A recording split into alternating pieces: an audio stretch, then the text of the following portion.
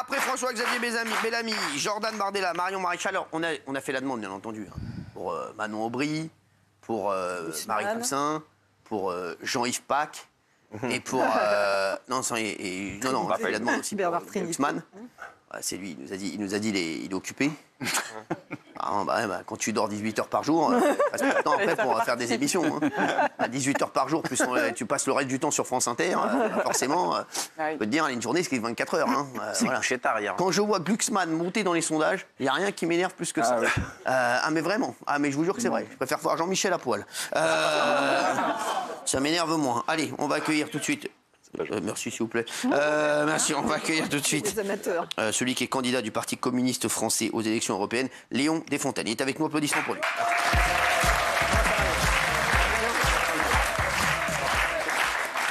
Léon Desfontaines qui est avec nous, je suis très content de le recevoir. Vous êtes la révélation de ces élections européennes. Merci. Alors vous sortez d'où, vous venez d'où parce que moi je vous connaissais pas. Je connaissais Bataille et Fontaine.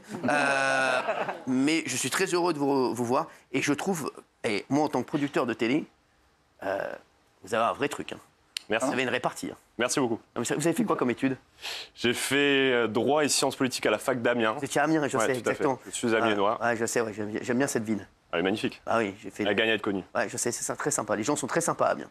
Et donc, mais c'est vrai que franchement, vous avez toujours une répartie comme ça? On travaille. Vous travaillez? C'est du boulot. Vous travaillez la répartie. Du boulot, bah oui. Parce que c'est vrai qu'en vrai, vous arrivez, il y a quand même dans ces élections européennes, il y a quand même des gens qui sont rompus à l'exercice des plateaux télé. Hein. Il y a Jordan Bardella, il y a Marion Maréchal, il y a mine de rien Raphaël Glucksmann, hein, qui a quand même l'expérience. Et je trouve que vous êtes un de ceux qui est le plus à l'aise. Vous êtes plus à l'aise même que qu'on aime bien en plus que Valérie Hayet qui est en télé. C'est vrai que la pauvre, voilà, je lui laisserai pas ma carte de producteur. Non, mais c'est vrai, mais très sympa. Mais c'est vrai qu'hier, par exemple, la pauvre, moi hier, c'est compliqué. À un moment, quand c'est très dur. Mais hier, vous avez été encore, je trouve, très bon. Merci. J'ai l'impression que vous vous amusez aussi à faire ça. Enfin, que vous aimez bien l'exercice. Vous savez, moi, j'étais en partie formé par un autre communiste, Fabien Roussel, que vous connaissez un peu. Qu'on aime beaucoup aussi. Et moi, il m'a toujours dit, il faut faire la politique si on est enthousiaste, sinon ça sert à rien de faire la politique et tirer la gueule. Et je vous vois naturel. Je sens que vous ne jouez pas.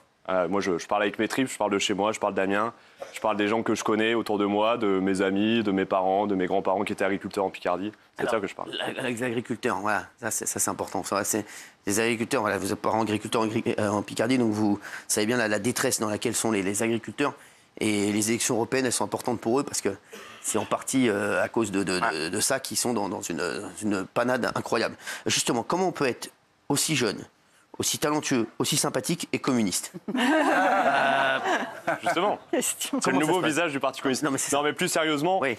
Je pense qu'aujourd'hui, finalement, la gauche, elle a besoin de se renouveler. Je pense qu'on sera à peu près tous d'accord sur ce plateau. On est d'accord. Aujourd'hui, on est enfermé entre deux offres politiques, l'une outrancière, l'autre libérale. Et je pense qu'on a besoin d'écrire une nouvelle page à gauche. Et donc, pour écrire une nouvelle page à gauche, eh bien, il faut des nouvelles figures politiques. Fabien Roussel en a été une. Exactement. Et moi, il m'a dit, écoute, j'aimerais bien que tu sois candidat à l'élection européenne, parce que je souhaite qu'en plus de renouveler le discours, on renouvelle les têtes. Et du coup, voilà, me voilà ici. Quand il vous a dit ça, vous êtes dit, là, je vais me lancer dans un grand bain, parce que franchement, c'est quand même... Vous avez dit oui tout de suite ou pas? Non. Pas tout de suite, Parce que vous savez que, par exemple, à Renaissance, vous savez qu'avant de trouver le bon candidat, ils en ont appelé 101 avant. Même moi, ils m'ont appelé. Ils ont appelé tout le monde. C'est un truc de fou. Donc vous avez été appelé en premier par Fabien Roussel? En tout cas, c'est probable. C'est ce qu'il vous a dit. C'est ce qu'il m'a dit. Au vu des délais, quand il m'a proposé, je pense que j'étais un des premiers. Vous lui avez dit quoi? Vous lui avez dit, je réfléchis, je te vous donne la réponse. J'ai dit, écoute, c'est quand même le grand bain d'être mis comme ça. Et en même temps, moi, j'ai toujours eu... Enfin, j'ai pas eu peur des défis, jamais. Et donc, je me suis dit, allez, banco, on y va. Et surtout, je me suis retrouvé, moi, dans le discours qu'il portait à la campagne présidentielle. Sa manière de faire de la politique, vraiment de manière enthousiaste. C'est vrai. Et surtout, de reparler du quotidien des gens, quoi. Moi, c'est ça qui me tient à cœur dans la politique. Je trouve que des fois, on a tendance à débattre de considérations bien éloignées de nos réalités, refaire du pouvoir d'achat, de la hausse des factures, du travail, des caddies de course. Finalement, ça doit être ça, la politique. Moi, je souhaite parler de ça aujourd'hui. Oui, je vous dis, on dit souvent... moi, je suis très heureux de vous avoir aujourd'hui parce que on nous dit tout le temps qu'ici, on n'invite que des invités qui sont à droite. Alors déjà, sachez que les invités à gauche ne viennent pas. Moi, je pense que vous avez très bien fait de venir. Et que sachez qu'on vous recevra extrêmement bien ici et qu'on est au contraire... on a envie... vous savez ce qu'on disait la dernière fois avec Gilles Verdez et d'autres, on a envie d'une gauche présentable en France. Et en ce moment, je vous dis franchement, c'est pas qu'on est, ici dans cette émission, on n'est pas, au contraire, il y en a plein qui sont à gauche. Le problème, c'est qu'ils sont tous déçus par la gauche. C'est ce que vous avez dit il y a un instant. On a où une gauche. J'ai des électeurs à aller chercher. Alors. Exactement, qui est outrancière et qui est maintenant disqualifiée par tout ce qu'elle fait. Je ne dis pas que tout ce qu'ils disent n'est pas bien, mais avec tout, les 90% des choses qu'ils disent sont faites pour faire du buzz et ils ne font plus de politique, ils font que du buzz. Et d'un autre côté, vous avez Raphaël Glucksmann qui, pour moi, ne représente rien. Excusez-moi, il ne représente rien. Je suis désolé, je lui dirai d'ailleurs s'il vient, il ne représente rien. Il a un mini-couloir entre Macron et les LR, mais c'est vraiment un mini-couloir qu'il essaie de prendre. Et il se dit, comme il y a quand même des gens qui seront toujours à gauche, pourquoi pas essayer d'aller faire un hold-up. Voilà, le hold-up, faites-le vous. Vous êtes crédité de 2,5% d'intention de vote. Qu'est-ce qui pourrait faire que ça, voilà, qu'il faut passer les 5%. C'est l'objectif absolu. C'est vrai que c'est compliqué. Il va falloir doubler. Mais quoi qu'il arrive, sachez-le, vous avez fait une très belle campagne, je trouve. Et franchement, vous avez réussi votre pari. Quoi qu'il arrive. Dites-nous juste, pour nos téléspectateurs, qu'est-ce qui ferait que... Nous, on a énormément de téléspectateurs qui nous disent, je vous dis, parce qu'au-delà de l'Europe, qui nous disent, nous, le 10 du mois, Cyril, moi, je ne peux pas manger, je ne peux pas offrir de cadeaux à Noël à mes enfants, je ne peux pas aller au cinéma, je n'ai pas de loisirs, je ne fais que survivre et je ne vis plus. Qu'est-ce que le Parti communiste français peut faire pour ces gens qui sont dans une précarité immense ? Aujourd'hui, en fait, vous parliez des sondages, mais il y a un désamour des Français, moi, pour cette élection européenne. On le voit, d'ailleurs, probablement, et ce ne sera pas un secret, il y aura une abstention qui risque d'être qui va être numéro 1. Le numéro 1, ça va être l'abstention. Et en effet, c'est l'abstention. Et pourquoi ? Moi, je le vois en Picardie. Enfin, je veux dire, aujourd'hui, les gens nous disent, mais nous, on attend des responsables politiques qui nous apportent des réponses très concrètes sur nos vies. Et quand on entend M. Glucksmann, Mme Ayé nous dire que l'Europe est une chance, par exemple, bien, je pense qu'il y a un décalage entre ce qu'on vit quotidiennement et les discours. Je le dis, allez dire aux ouvriers de Whirlpool, de Goodyear, de Metex, aux agriculteurs, allez dire aux agriculteurs que l'Europe actuellement est une chance, non ? Et une fois qu'on dit ça, par contre, il faut y opposer un projet politique. Exactement. Et aujourd'hui, si le Rassemblement national est aussi haut, c'est parce que lui, il parle de la question sociale. Lui, il parle du pouvoir d'achat. Mais moi, j'ai envie de dire aux électeurs qui, par désespoir de cause, pourraient voter Jordan Bardella, je dis, regardez réellement ce qu'il vote à l'Assemblée nationale. Parce qu'il y a ce qu'il dit, il y a ce qu'il vote. Et l'augmentation des salaires, par exemple, il a voté contre. Même celui qui se dit pour la retraite à 60 ans. C'était le sujet quand même de l'année dernière. Il dit qu'il est pour la retraite à 60 ans. Et hier encore, lors du débat, il m'a dit, mais moi, je suis favorable à l'exonération des cotisations sociales. Moins de cotisations sociales, à la limite, c'est un choix, pourquoi pas ? Qu'il l'assume. Mais pas de cotisations sociales, ça veut dire pas de sécurité sociale. Pas de sécurité sociale, ça veut dire pas de droit à la retraite. Et ça, il faut qu'il l'assume. Et le problème avec lui, c'est qu'il y a souvent des faux semblants, des beaux discours, et derrière, c'est assez vide. Et d'ailleurs, c'est sur quoi je me suis écharpé avec lui hier, lors du dernier débat. Et donc, moi, ce que j'ai envie de dire aux Français, c'est que maintenant, pour leur donner du pouvoir d'achat, à l'échelle européenne, on peut agir, et notamment, sur la première des choses, c'est la baisse des factures d'électricité. Si on a des factures d'électricité aussi élevées aujourd'hui, c'est à cause du marché européen de l'électricité. On produit l'électricité bon marché, grâce à notre parc nucléaire notamment, sauf que les Allemands, ils nous ont dit, bah oui, mais nous, vu qu'on est sorti du nucléaire, vous allez indexer votre prix de l'électricité sur le charbon et le gaz qui est 3 fois plus cher. Résultat des courses, les ménages, ils payent 70% de factures d'électricité en plus. Alors, je vous parle même pas des artisans, des exploitants agricols qui ont vu leur facture. Vous rendez compte, les boulangers, mais complètement. On en a reçu ici. Moi, mon père était fleuriste et je peux vous en parler de ce marché européen de l'électricité. C'est une catastrophe pour les gens au quotidien. On en a eu des boulangers ici qui me disaient, Cyril, comment tu veux qu'il faut que je vende ? Il faut que je vende 50 000 baguettes par jour pour pouvoir rentrer dans mes frais. C'est n'importe quoi. Donc c'est vrai qu'aujourd'hui, je vais vous dire, Léon, moi ce que je vois des Français, ce qu'ils disent, ils disent l'Europe, et je vous dis tout moi de ce qu'on me dit, les Français me disent souvent, on ne voit pas quelle est notre chance avec l'Europe. Ils me disent, on a l'impression que ça nous met plus de barrières, plus de difficultés, ils nous disent, on ne voit pas en quoi ça nous aide. Donc vous allez être peut-être député européen, je vous le souhaite. Pourquoi l'Europe, en quoi ça peut changer le quotidien des Français ? Parce que c'est ce que je disais la dernière fois, il y a quand même 720 députés européens ou 740. Ça change à chaque élection. Exactement, voilà, c'est ça. Même en France, au meilleur des cas, on va en avoir quoi ? 80 ? 60 ? Bon, 80, 80, oui. Bon, est-ce que ça va changer quelque chose aujourd'hui pour les Français dans leur quotidien ? Moi, je prends cette élection européenne, comme je l'ai dit, c'est plutôt... pour moi, un énorme bac blanc avant 2027. Et c'est vrai qu'aujourd'hui, les Français, ils en ont marre d'entendre oui. Et les Français aujourd'hui, ils veulent des trucs, ils veulent des choses concrètes. Ils veulent se dire, est-ce que quand je travaille, quand je me lève le matin à 8h du matin et quand je termine le soir à 18h, est-ce que je vais... Moi, ils me disent, moi, on m'a toujours dit, si tu travailles, tu vas pouvoir t'en sortir dans la vie. Ils me disent, moi, je travaille, je joue le jeu, je me lève à 8h, je finis à 18 ou 19h. Eh ben, je m'en sors pas et je suis obligé de dire à mes enfants le 15 du mois, eh ben, aujourd'hui, ça va être compliqué, on va pouvoir faire qu'un repas dans la journée. Donc, qu'est-ce que ça va changer, ces élections européennes ? Je le dis d'ailleurs, sur ces élections européennes, vous l'avez très bien rappelé, on a plus de 700 députés européens. La France en a environ 81. Et je vous le dis, de toute façon, même si demain, je fais 100% à l'élection européenne, ça ne changera pas le cours des choses. Voilà. Par contre... Non, mais ça, je suis content que vous le disiez, parce que personne ne le dit. Ah oui. Parce que moi, j'entends nous dire... voilà. Alors, bien sûr, c'est un moyen de débattre de quelle Europe nous voulons, etc. Moi, ce que j'ai envie de dire aux Françaises et aux Français, c'est que si vous nous envoyez demain au Parlement européen, vous aurez des députés européens qui ne vont pas lâcher les députés européens sur place, qui vont dire ce qu'ils votent. Parce qu'en fait, le principal sujet sur l'Europe, c'est quand même que tous les 5 ans, on reparle de ce sujet lors des élections européennes et on ne sait pas ce que votent nos députés européens, et notamment français. Et par exemple, en pleine crise du mouvement agricole, on a Mme Hayé qui vote en faveur d'un accord de libre-échange avec le Chili. Alors que les agriculteurs se mobilisaient en disant il y en a jusque-là des accords de libre-échange et de la concurrence déloyale. Et la réalité, c'est qu'eux, ils se croient épargnés. Eh bien, moi, demain, en député européen, eh bien, je viendrai sur les plateaux télé et je dirai ce que votent nos députés européens et qu'ils rendent des comptes aux Français. C'est ça l'objectif, c'est que nos parlementaires, il ne faut pas qu'ils oublient qu'ils doivent des comptes aux Français, pas à personne d'autre, aux Français, à ceux qui les ont élus. Ouais. Vous pensez qu'il y a encore moyen d'exister aujourd'hui avec tous les partis qu'il y a et est-ce que vous pensez qu'un jour vous pouvez prendre la place de la LFI ? Parce qu'aujourd'hui on voit que la LFI ça baisse de plus en plus, hein. Ils sont même plus sûrs de faire 5% aux européennes.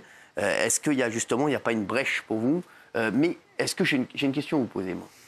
Est-ce qu'aujourd'hui votre problème c'est pas aussi le nom du parti ?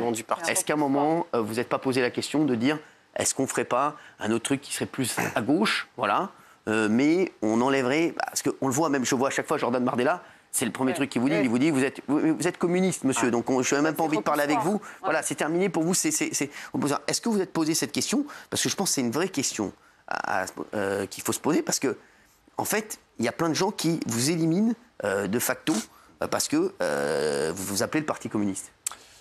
Je pense que c'est une vraie question d'abord, et c'est une question que tout le monde se pose, et je pense que beaucoup de communistes se sont posés à un moment ou à un autre dans leur activité militante. Maintenant, moi, ce que j'ai envie de dire, c'est que l'enjeu, bien sûr, c'est pas d'être le seul parti communiste français, c'est d'écrire une nouvelle page pour la gauche. Et je pense que le Parti communiste français a sa place et doit prendre sa place justement pour écrire cette nouvelle page pour la gauche.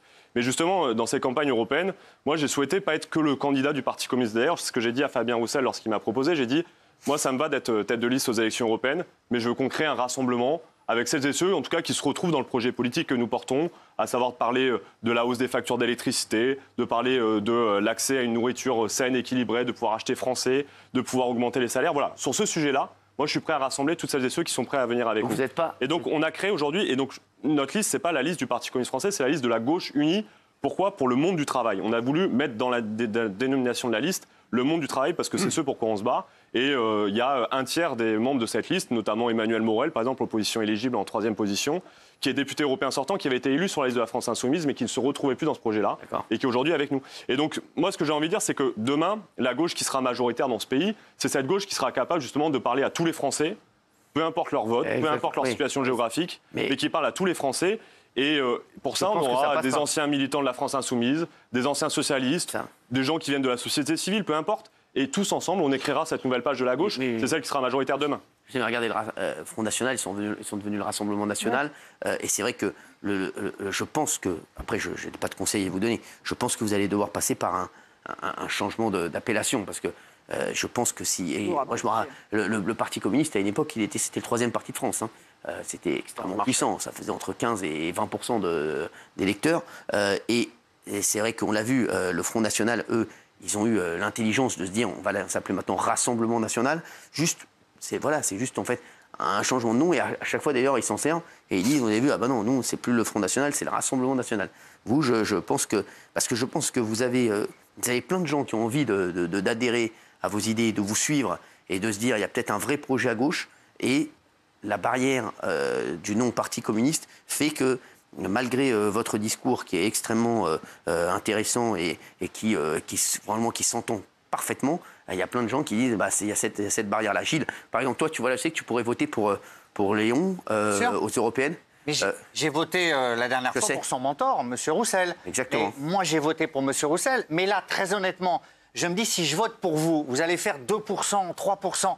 À quoi ça sert? J'ai l'impression, je vous le dis très franchement, que je vais jeter mon vote comme ça si je vote pour vous. Et justement, en fait, il y a un enjeu à rappeler ce que c'est que ces élections-là. Ces élections, c'est des élections à la proportionnelle. Donc l'ensemble des listes qui dépassent les 5%, ils ont des élus en plus. Exactement. Et donc nous permettre justement aller chercher de dépasser les 5%, ça fait 5 élus en plus. Au lieu de et la gauche qu'on incarne, eh bien, elle sera présente au Parlement européen. Et moi, demain, en tant que député européen, eh bien, je pourrais systématiquement parler des votes au Parlement européen, dire ce que fait la Commission européenne, dire qu'Emmanuel Macron vote au Conseil de l'Europe sans jamais consulter les Français. Voilà l'enjeu. Moi, Léon, je vais prêcher pour votre paroisse. Ça n'a rien à voir justement avec des élections présidentielles. C'est-à-dire que là, il y a un seuil. C'est-à-dire qu'à 5%, ça y est, t'es représenté. Tandis qu'aux élections présidentielles, au contraire, tu sais, c'est là que tu peux dire il y a le vote utile, même au premier tour, etc. Parce que quand t'es éliminé, c'est terminé, tu rentres chez toi. Et voilà. Là, je pense qu'ils peuvent aller chercher, il leur reste quelques jours, ils peuvent aller chercher les 5%. Hein. Ils peuvent aller les chercher, je ne dis pas que c'est... Voilà, mais c'est possible. En fait, 5%, tu sais que tu vas être représenté, quoi qu'il arrive. Donc que tu fasses, que tu votes pour, je donne un exemple au hasard, pour LFI, ou pour Parti communiste, tu sais, si LFI est à 6 ou 7 et qu'ils sont à 5, je vais te dire, tu vois, c'est bonnet blanc, blanc bonnet. Donc à la limite, moi je pense qu'ils peuvent aller gratter les 2,5 points qui leur manquent. 1,5 point chez Raphaël Glucksmann, qui, franchement, qui a été, je vais vous dire, et ils l'ont dit ici, hein, on l'a dit ici devant Julien Audoul, hein, il l'a dit lui-même, il a dit que c'est le Rassemblement national qui a fait monter Raphaël Glucksmann, qui est en fait leur pantin, et qu'ils l'ont fait monter juste pour qu'il essaie de passer devant Valérie Ayé. Ça, il l'a dit ici. Hein. Ils l'ont dit, ils l'ont pas dit, mais voilà. Voilà. Donc je vous le dis. Donc c'est vraiment, ils savent. C'est pour vous dire, comme pour eux, il n'est pas du tout dangereux. Tu sais, je vais te dire, hein, c'est comme en télé. Hein. Tu mets toujours, voilà, je ne citerai pas de nom, mais des mecs qui mettent des producteurs de jeux, qui mettent toujours des animateurs moins bons qu'eux sur France 2. On sait pourquoi. Ils savent très bien qu'ils leur prendront jamais leur place. Je te le dis. Le Rassemblement national, ils ont fait monter Raphaël Glucksmann parce qu'ils savent très bien que, quoi qu'il arrive, ça va se dégonfler comme une baudruche. Hein, donc voilà.